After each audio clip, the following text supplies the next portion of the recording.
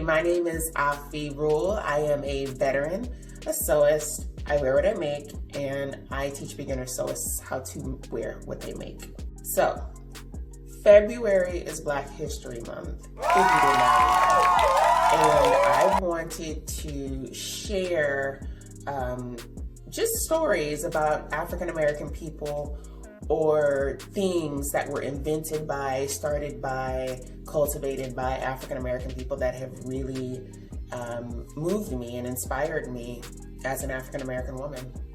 And I wanted to kick it off by talking about this that I'm wearing, okay? So to me, it represents one of the ways in which African American women have contributed to fashion and personal style here in America and also around the world. Now, I do recognize that, fashion and style and entertainment and sports are not the only contributions that African Americans have to the global society or the American society, okay? I'm very well versed on that.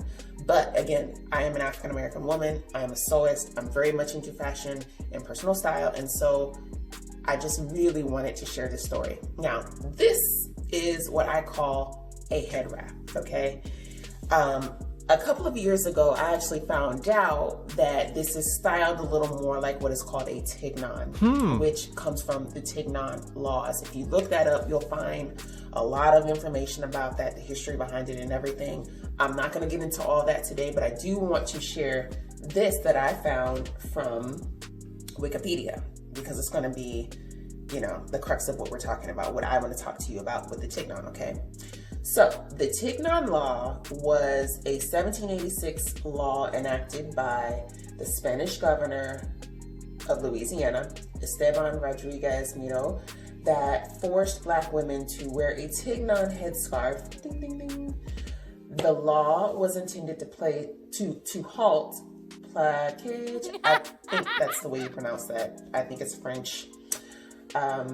Plaquage unions, which were basically interracial unions between ethnic white men and African descent, Black mixed race women, Black women, period.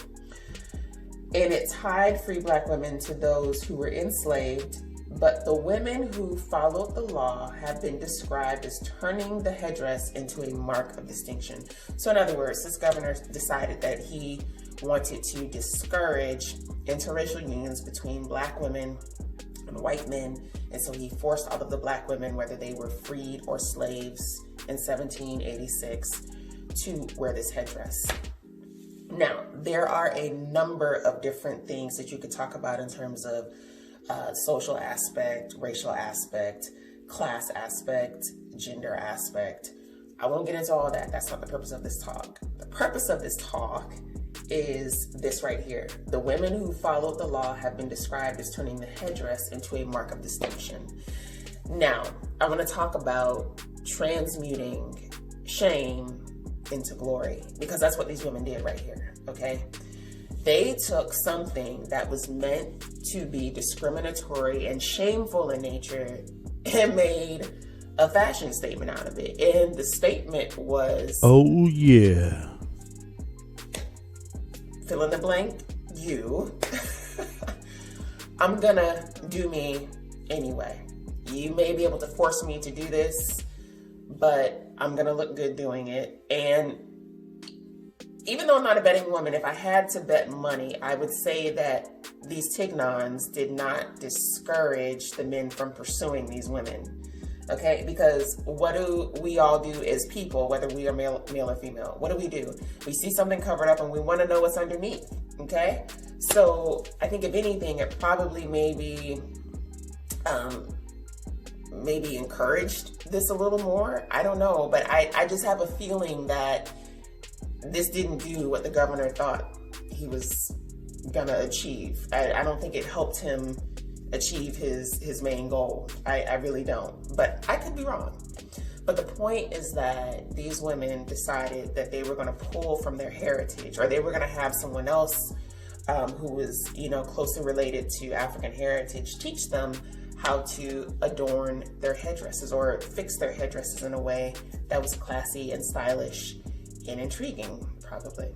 And I read somewhere also that they used to place what are they called? Like adornments, like little charms and things in the headdress, which would have made it even more ornate and more stylish, right? So there's that.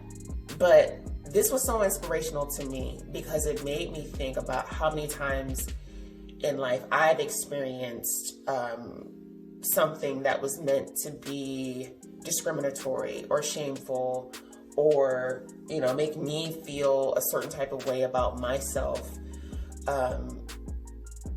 And, you know, I may or may not have internalized it, you know, but this story just, it shows how you can take something that was meant to impact you negatively, really take it and just completely change it, completely change the nature of it to where someone on the outside who's looking in would never guess that that was what that was. That's what this story means to me.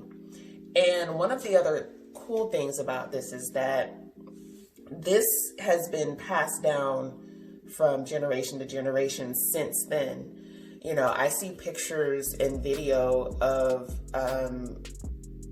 my generation, millennials, Gen Zers, and then the next generation, which is I think it's gonna be Gen Alpha or Gen A, you know, wearing head wraps and covers.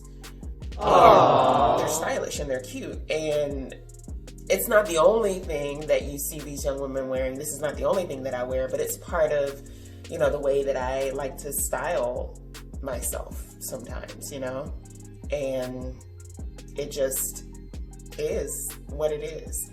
And that's the other cool thing about it, is that I feel like the positive part of it, the stylish part of it, the ethnic heritage part of it has been passed down from generation to generation since then. And I think that that is absolutely fabulous, okay? So just remember, whenever you are given something that is meant to be shameful, okay, it's time to transmute that shame into glory. All right, you can do it. So if you like this headdress, or if you like the style of it, or, you know, the size of it, I have a pattern for you that is very easy to make.